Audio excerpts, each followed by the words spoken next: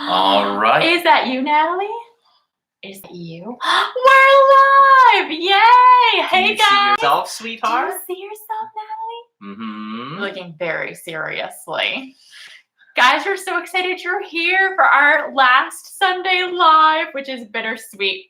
It's been so fun doing them, but it's getting much more difficult to do them now that Natalie's on the move a little bit more. So we're going to pause them for the indefinite future. Yeah, because you are on the move. Isn't this the cutest little jumpsuit for her? Yeah, you're on the move, aren't you? We're like, yeah. We've been recently trying to find things that are relaxing for Tiffany to do because taking care of Natalie is quite a lot of work. It's very fun, but yes. a lot of work. But Tiffany has decided that the thing that is most relaxing for her to do is shop for baby clothes. It's the best thing ever. I Not love coffee, shopping for baby clothes. Not seeing friends, not getting a pedicure, shopping for baby clothes. Especially if I can find a good deal. It just makes me so happy. I can't even tell you how happy it makes me. Oh my goodness. So, yeah. Last night I was like, I'm just going to run to Target for a little bit. Like half an hour later, James was like, what were you doing there? Because I was going to just pick up envelopes. I was looking at baby shoes. And shoes for you too. And for myself, yeah. Oh, okay. But, so, hi, you guys. Poop just dropped on my toe. Oh, no. That just hurt. Oh, no. I'm a little Here, dramatic, I'll let you but talk. it really did hurt. And then maybe I will read you. Okay. Yeah. Mm-hmm. So, we currently have like her bookshelf on the chair with the laptop on top of it. So it's very funny. I'll take a picture and put it on my Instagram. But yeah, I would love to hear like what country you're from, because we always do that every time. And it's our final one. And also we should do something fun. Like, since it's fall, well, it's kind of the end of fall, but what is your favorite? I know this is such like a cliche question. Oh, I have one. Okay, never mind. Not like fall. what do you do? It's Sunday. Like, what do you do to rest? Like, wait, what's we rest? asked this on a did different we? one. Oh. Yeah, we can't repeat Nope. questions. Sorry about that. But otherwise, that'd be a really good one. So, what do you do for fall? Like, what's your favorite thing about fall? We just spent the last couple days raking leaves. So, and by we, I mean James. Yeah. Not a lot of raking done by Tiffany. Natalie and I did go out, and Natalie picked up like one leaf at a time and put it in the bag, which was really cute. My friend wrote me and was like, if you keep waiting for her to pick up your leaves, you're going to be there till Christmas, which is true. That's a fair point. So Justine, we're so excited to have you too. And Kelly, hi in Pennsylvania, and Justine from Oregon, Melanie from France, Irene from Florida, CM from Germany. Doesn't she get sweeter and sweeter? I agree. Clarinetist. Ooh, fun. From Maryland. Slovakia. That's so cool. Wow. Another Maryland friend. Colombia. Ooh, Everlasting Spring City sounds like the place I would like to be forever. That's awesome. England. We loved being there a few months ago. Germany, Ohio, Michigan. Cool. It's so fun to like hear where you guys are coming in from. YouTube, it's so cool how you can be all over the world. Mm-hmm. So I figure for our last Sunday live, feel free to just ask whatever you want. We'll just get to as many questions as we can, since that was kind of what prompted this whole Sunday live thing, was to be able to do live Q&A with you guys. And if there's just topics you want to like talk about, they're just random, we can totally do that too. And whenever you like see people's questions, one of the things I love is that you guys like write in your own thoughts on it. And I would love if you do that again today. Just like if you have like advice for someone who's asked a question, like totally share it in like a loving way. I think that's like just so helpful. So, and Rebecca says, my favorite thing would be baking Nutella fudge yesterday. Ooh, that sounds amazing. And I love her cute curls too. Aren't they so precious? Oh. They're so precious. Mm-hmm. We're working on writing the Christmas letter for this year because I'm obsessed with Christmas. And so James is doing it, and he's writing it as though it's from Natalie. And there's this one line in there that's like, just watch, I'm going to be running. Or it was about like, we don't want her to get a dog, but she loves dogs. And he's like, I'm just trying to condition my parents that I need a dog. Just watch, I'll be running the show and we'll get a dog. You can't resist my big cheeks and curls in my hair or something like that. They're so soft too. They're such soft cheeks. So soft. It's so funny. Of course, she's not really running the show, but thank you, Emma. I love it too. I found this at J. Crew and I was so excited about it. Mm-hmm. You should see the shoes she has with those. They're very cool. Oh my gosh. Mm-hmm. They're like little green-ish flats from J. Crew. They're adorable. So Oh, Lulu, I'm so glad you could stop by. Okay, so let's start with Anaya's question. This is awesome. How do I deal with lust? That is such a good question. So, and feel free, any of you, to chip in on this. So, I guess the first thing I would say, maybe we should pray first. I'm like, Lord, thank you so much for this time. And I just pray that you'd bless each person watching and be with us today. In Jesus' name, amen. Okay, so I think the first thing I would say is to realize that, like, to kind of not normalize it, but realize that, like, you're not alone. Like, we all struggle with lust in some, well, I don't know if I should say all, but I think pretty much everyone struggles with lust in some way or another. Yes, it's not, lust isn't always sexual. Right, that's so true. And especially if you look at over the course of your life, we're all guilty. Yeah. Yeah, and that's true. That's not always sexual. It can be for, like, popularity, power, money, like, there's so many things you can lust for, food. But it's like that desire that is really intense where it becomes like overpowering and overpowers other things. That's how I would describe it. The reason we're rocking is because we've put this, did you explain? It's on top of a glider. So Natalie is down here on top of her moving the glider because her books are here. Yes. Anyway, yeah. It's very amusing. So, but yeah, I guess what I would say about lust, and I go through different times in my life where I struggle a lot with lust and times where I don't as much. I think the biggest thing is acknowledging that you're dealing with this. Yeah.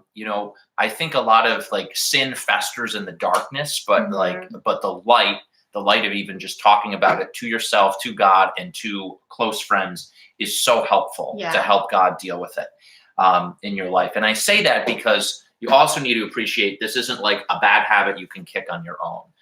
It's something that you need to go to God and say, God, please change me. Please help me with this. And understand it's a process. Sometimes the desire or the lust goes away just like that. But a lot of times it's a process to deal with it. And I think sometimes we have this idea that any kind of like attraction or desire is lust. And that's not true. Like if you have I know I've like talked with girls and I get the feeling that if they like are attracted to a guy or like want to like kiss him, but they haven't, that is sinful, and that's not, or like somebody who, I don't know, it's just, I think sometimes we think something is lust when really it's not. And I think from a guy's perspective is noticing a girl is attractive is not lustful. Lustful is when you're taking it to the next level and you're like, I really want to sleep with this person. Right. Yeah. So I think that's a helpful thing to be aware of. And then I think it's like James says, a process. You need to keep talking about, keep praying about, keep thinking about, and realize that like it doesn't disqualify you. Like having struggles does not disqualify you from serving God and being involved. I think that's another thing I've heard a lot is people saying, well, I struggle with such and such, so am I allowed to like be involved in serving at my church or whatever? And I think we all have things we struggle with. And that I don't know if that makes sense. I don't think it means you can't be involved. Yeah. Hopefully that will help in some way. So Justine, how do I proceed in a friendship with a fellow? We're both in our 30s, where I'm almost 100% certain that we're both mutually interested in each other. Yes, and then she has a follow-up question. Okay. To preface my question, I'm open and willing to have a relationship with him, and I want to encourage him to let him know I'm open to it. How can I do that but not come on too strong? Yeah, so much depends on your exact situation, your personality, his personality. But I know a lot of times, like I've thought I was being like when we started hanging out, I thought I was being very obvious that like I was interested. He had no idea. I was really concerned she didn't like me, that she thought of me as just a friend. I was like, how could you have thought that? I spent hours with you one-on-one. Like, I don't just do that for someone who's like not interested. Know. Maybe she got friends. I wasn't sure. So like, I've noticed that sometimes we think we're being really obvious or coming on too strong, and the guy, like, it doesn't feel like that to the guy. That's not always true, but I think a lot of the time it is. So, so I would say the most basic thing is when he initiates something, respond back. He texts back. He invites you to something. See if you can work it out to go somewhere. But you don't have to just wait to respond. Like you can also take the initiative. Exactly, which I would say is the second level, which is, you might not want to. It might be too much to like invite him over to your house just one-on-one. But like if you and some friends are going to do something, invite him. Or there's a festival you want to check out or a concert you want to go to, you could be like, hey, do you want to come to this? I'm going. Yeah. And be prepared to do that a couple of times, because people, they might have other plans that they can't get out of, even though they'd like to, or they're not feeling well that day, or they have work commitments, who knows? Or if it's a group setting, he might still be confused and think you're just a friend.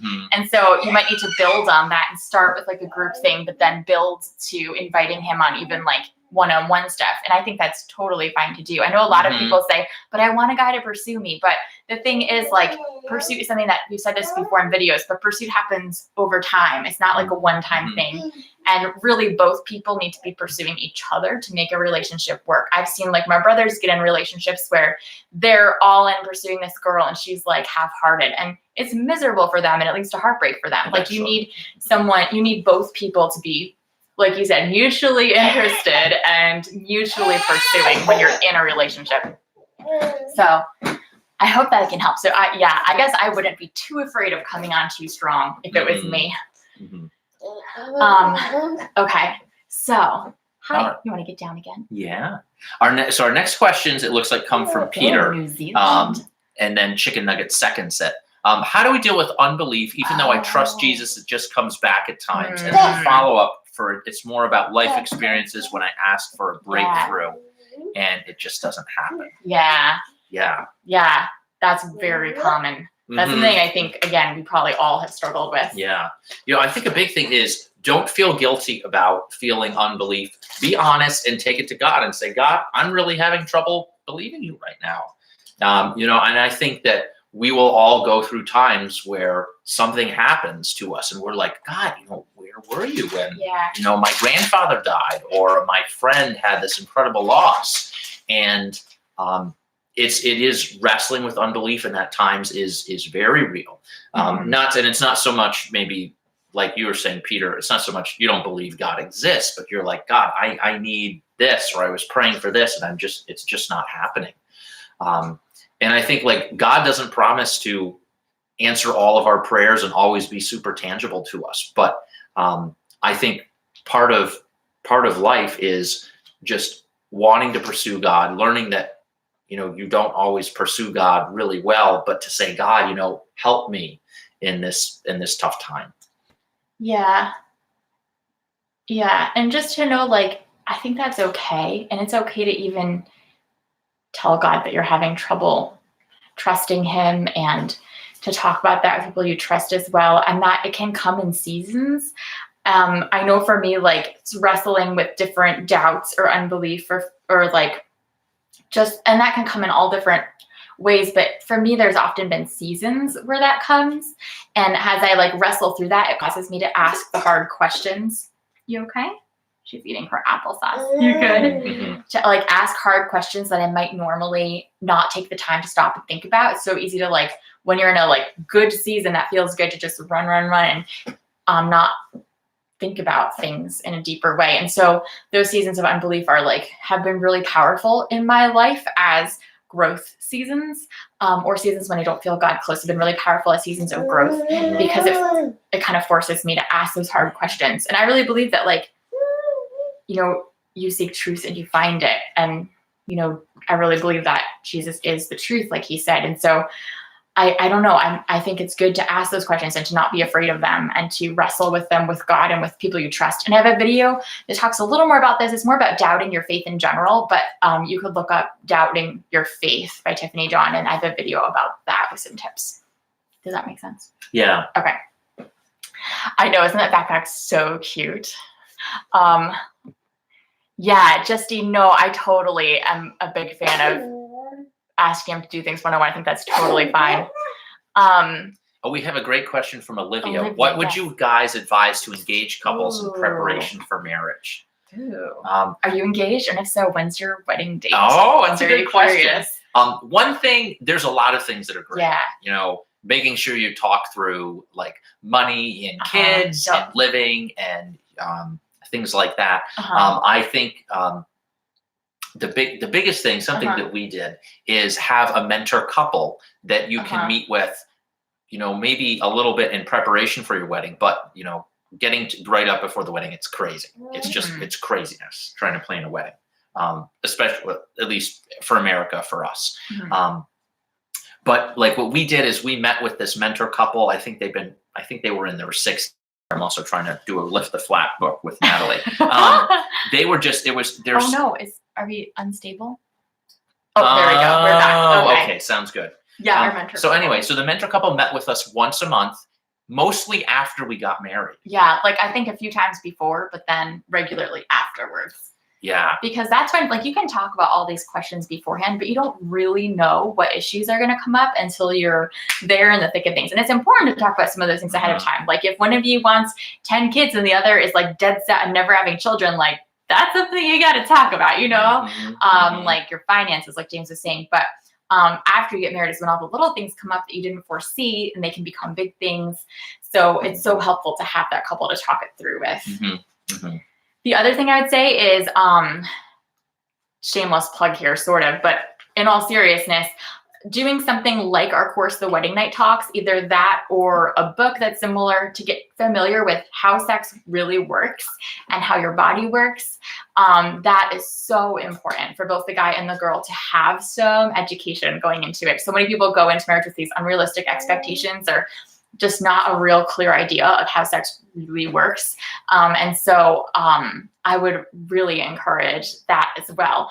Even if one or both of you have had sex before, it's not just for people who haven't. We've heard from people who have had sex before and said this really changed our marriage, or, was so helpful for us. And so I think that kind of education is super important. We also have a video called 5 Questions to Ask Before the Ring, which has 5 questions that's really important to talk about before you get married, that you might not think of asking. So check out that video as well. But yeah, that's a really great question. Ryuko, I'm so happy you've made it to our live. That's so exciting. And I'm so glad that Archibald's been able to encourage you. Okay, let's see. So, no, I would say go up for there. So, yep. One from Zoe there. Oh, okay. So do you want to do Zoe? And then I think that we missed one in between. Oh, yeah, we could do the one from Clarinetist. Okay, sure. Clarinetist says, how do you respond to questions that people ask that can be controversial as a Christian? For example, opinions on living together and not being married. That's a really good question. I think so much of your response depends on who this person is to you. Right. And if they really want to know and understand what you think, or if they're just trying to argue with you. Right. Like your relationship with them too. There's this author, Peter Haas, who says that you need to put love deposits into someone's life before you can make any withdrawals. And so it kind of depends on how close you are, and if you've been making love deposits in their life, like a bank account. Yeah. But yeah, and then the motivation behind it. Do they really want to understand what you think or not? What else were you going to say? I totally interrupted. Oh, yeah. Well, it's so important that you want to speak the truth in love. So I don't know if someone is just curious, hey, what do you think? Or if you are thinking oh, I should talk to them because they're living with someone and they shouldn't, for example. I'm not sure. But I definitely know sometimes it can be kind of embarrassing. For some of, I feel when I've talked to some of my extended family members who aren't Christians, I sometimes leave those conversations and think, wow, I did a really poor job explaining what I believe. And I think sometimes, I don't know if you feel that way, but at least for me, the thing that I think is most important is not so much what I say to them about what I believe, but what I'm like as a person. And I think it's also okay to just, not be okay with, hey, maybe you're still trying to understand what you really believe about something. And it's okay if you don't have all the right answers or a really smart sounding answer. That's okay. We're imperfect vessels and God works through us, and he works through our imperfections. And I guess for me personally, I wouldn't even bring something like that up unless if somebody asked me genuinely wanting to hear, or if God really, really put it on my heart and it was someone I really had a close relationship with. because I think it's easy as Christians to be like, oh, I see somebody doing something that I see as wrong. I'm just going to go call them out on it. And in some circles, some Christian circles, at least for me growing up, that was kind of like praised and encouraged. But I don't think that's helpful normally. People are at different places in their walk with God and in their life. I remember, for example, my mom leading this Bible study, and there was a lady there who like swore like a sailor, and my mom was like horrified. And then she found out some of the things this lady had been through and how far she'd already come in her relationship with God. And she's like, wow, this is just another step in her journey. Like God is working in her life. And so I think to remember, like, God is the one at work in us. And so there have been times for me when friends close to me, I see something that I think is hurting them, or really like a really huge red flag in their relationship, and I pray about it. And sometimes I feel like this is something I need to share with them, and sometimes I feel like it's something I need to pray about. So I would say like really like pray about it and like kind of think where the conversation's coming from. But I think it's really cool that you care about your friends and that you want to have these hard conversations with people, because it's easy to run from hard conversations. So does that make sense? I think that's good. I talk a lot sometimes. Okay. You guys ask good questions. It's and, true. The reality is in life, there's not always easy answers. Yeah. So a question from Zoe: do you think that someone's feeling towards you can change? Like weren't interested you romantically at first, but then they become interested? Absolutely. You know, they might not really have gotten a good read on you the first time. James and Tiffany with one another. You know, or people legitimately do change. Right. Sometimes they're just not self-aware, and all of a sudden they like, you know, you really see someone for the first time, even though you were sort of seeing them in the past. But yeah, I'd say absolutely. Yeah, totally. And Riley, we're so glad you made it. Kayla says, my friend just had a miscarriage. Oh man. She's a baby Christian, but I'm not sure where she's at with God through this heartbreak. How can I support her and be there for her long distance? Wow, that's such a good question. I would say, you know, before we had Natalie, we experienced a miscarriage, and it was really painful. Really tough. I have a video about it. If you look up miscarriage, Tiffany Dawn, that shares like my story with it. I think the biggest thing is to not, whether long distance or close distance, don't try to fix it or imagine the pain away or assume that at some point she just won't feel the pain. I would say, in terms of what you can do, I would be praying for her. If you can, as often as you think of it, pray for her, and then see where God leads you. You know, maybe writing a card, maybe a letter. Sometimes that's best, because it's sometimes, I know when I've been with people who've experienced loss like that, it's very difficult for me to sometimes not say something that's real cliche. Yeah. And different things will like be meaningful or hurtful to different people, just depending on their personal history. And I think like something I'm trying to learn how to do is just sit with people in the discomfort of pain and not feel like I have to say something to make them feel better or make them laugh or whatever, but just like be present with them and not even feeling like I have to say anything. And that has been a hard thing to learn. But again, it probably depends on the relationship you had with your friend. And yeah, like James said, being sensitive to what God puts on your heart. But it's really cool how much you care for her. Yeah. Zebra Zippy, awesome screen name there. Any advice for an introvert who thinks dating is scary? Yeah, dating is scary and exhausting. I usually would prefer to get to know someone before committing to dating someone, but I know a lot of people think that's what dating is for. Yeah, so it kind of depends on the situation. Sometimes you do know someone first and then you date, but a lot of times you might meet them and then start dating to get to know them. It kind of depends on the situation. Yeah, I mean, I would say think about when you're meeting someone for the first time, which, especially if it's on a date, if you're online dating, you know, you're meeting a random person. I would say, or even someone you've loosely met, you know, think about some place that's comfortable and safe for you, familiar for you. Yeah. And I think that is going to make it easier to try to get to know a person, because you're not like, oh my goodness, this restaurant is so loud and I don't like it. Yeah. So, and also you could do group dates, like a double date kind of thing when you're starting off. And that can help, having other people there to enhance the conversation at first as you're getting to know each other. I always found that was helpful, especially if it was a couple I felt really comfortable with. Yeah. I would also say, like, challenge yourself. I know Tiffany's an introvert, so something that helps her a lot is being able to plan ahead.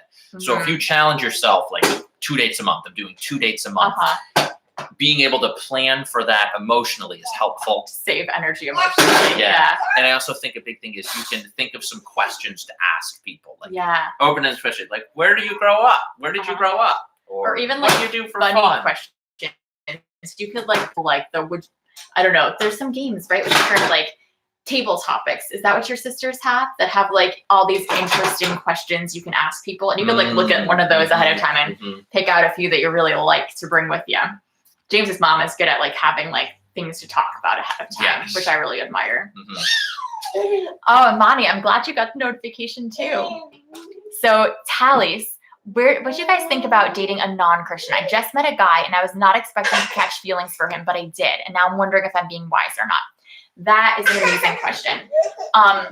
So I think here's how I always think of it is like, it depends on who. I don't want to say this wrong. So for me, like, Jesus, like my relationship with Jesus is literally like the most important part of my life. And so I really wanted someone who would share that with me, because like I knew every decision I made, and marriage is, you know, a lot about like working through decisions together, how I raised my kids. This is like, you know, looking way down the road, obviously. Like every little thing would be, even like how I dated someone, every little thing would be influenced very strongly by my relationship with Jesus. And so because of that, I felt like I needed to be with somebody who shared that, and also who understood me in that most intimate place in my life and knew me there. That was really important to me. So I think a lot of it depends on like who Jesus is to you. And if, you know, they're like, for some of my friends, it's more like, I want someone who will go to church with me. For some of my friends, it's like, I want someone who Jesus is like the center of his life, because that's how Jesus is for me. Does that make sense? So I think like the question to ask is like, who is Jesus to you? And that's the question to wrestle with. And then I think the people you date, I think, need to reflect that. Does that, I don't know. It's so hard to explain things sometimes. Yeah, I guess we've talked about this before. So what you said, I think makes sense to me, and hopefully it's helpful for you. But I would say, you know, I've definitely experienced like intense attraction to some people that, you know, some were Christians and some weren't.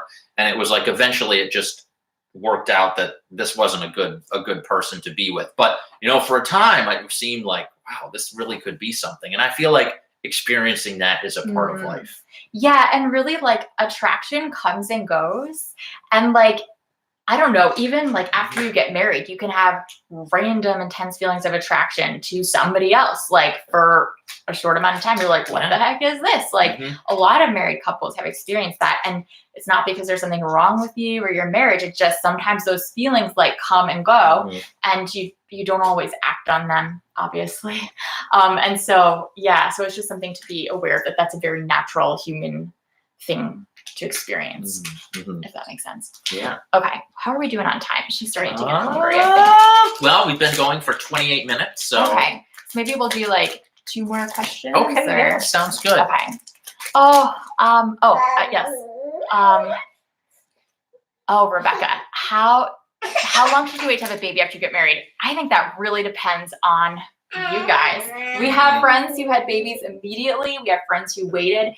And I don't know that either of them have better or worse marriages than each other. There's pros to both. There's cons to both. I think it just is, you know, either way, there's going to be challenges you face as a married couple, and adding another little human adds another little challenge and communication and time together. But that can also make you so much stronger. So it's really, I love your snuggle hugs. Thank you. Yeah, we waited a couple of years just to have like time together, just the two of us, and we really liked that. Yeah, that was really special for us. But it's something to talk about, and it's not something that you can resolve in an evening. It's like an ongoing conversation. Yeah. Okay, so let's do one more question. Okay. We're starting to lose the babe. This is why this is our last Sunday live stream. She's actually this is a great one from Natalie. Natalie, how long should you date someone before getting engaged? I've dated someone for 4 years before seeing what they were actually like. I think I will take our baby friend. And really, once you get married, you'll see new things too. I think no matter how long you date, things change when you put a ring on it and are like in it forever. It can, and that's not necessarily in a bad way that they change. It does change the dynamic a little bit. And so I guess what my pastor used to tell me was, wait until the butterfly phase has ended, where when you guys are hanging out, it's not just like constant butterflies. And I don't know that you can always say that's true. Like, I know I still get some butterflies with James sometimes, but it's like, it's more like settled. It's less like the giddy, like first part of love. And it was more like, James, I wish I could have your help on this question. Oh, okay. How about we switch Natalie in a second? Okay.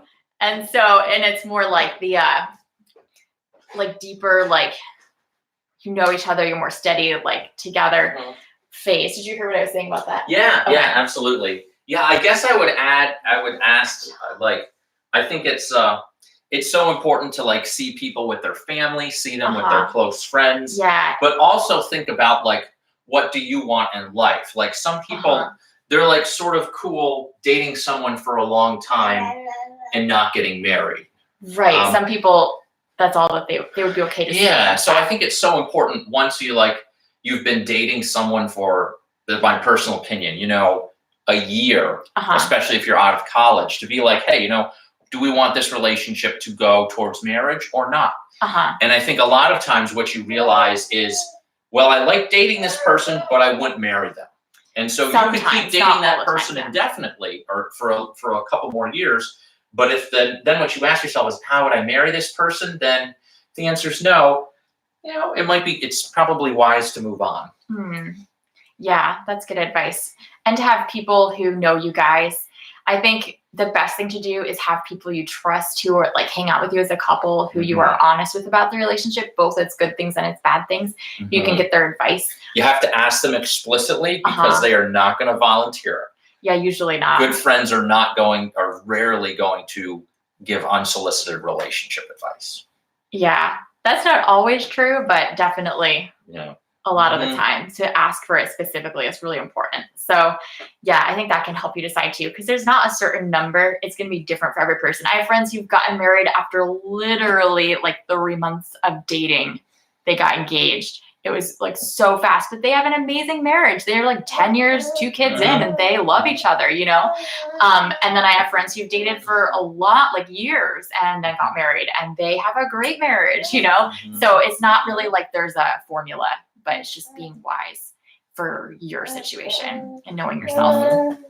But guys, thank you so much for joining us. I'm sorry we didn't get to all your questions. I would have loved to, but we need to go feed this baby girl. So thank you for joining us. You guys who made it for the first time, I'm so glad. And we'll see you on Tuesday with a video about how to get comfortable talking to guys. So that should be very fun. So we love you guys, and we'll see you on Tuesday. Bye. Natalie, you want to wave? We're still working on the waving thing. She waves, but not on command. Yeah. I'm not a circus animal. I do not perform.